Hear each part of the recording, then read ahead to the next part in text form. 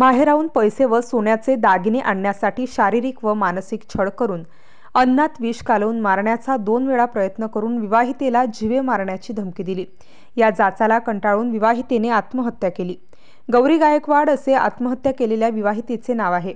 या प्रकरणी उज्ज्वला आडागळे यांनी येरवडा पोलिसांकडे फिर्याद दिली आहे। त्यानुसार पोलिसांनी पती मनोज गायकवाड, सासू मंदा गायकवाड, नणंद रेखा कांबळे, दीर आकाश गायकवाड यांच्यावर गुन्हा दाखल केला आहे। हा प्रकार 2009 पासून 20 सप्टेंबर 2024 पर्यंत सुरू होता।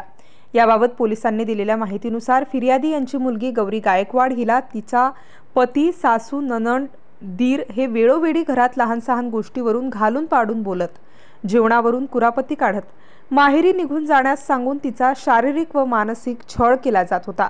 माहेराहून पैसे व सोन्याचे दागिने आणण्यास सांगून तिला काही काम येत नाही या कारणावरून वारंवार त्रास देत असत। तिला शिवीगाळ करून हाताने मारहाण करत असत। तिच्या अन्नात विष कालवून तिला 2 वेळा मारण्याचाही प्रयत्न केला गेला।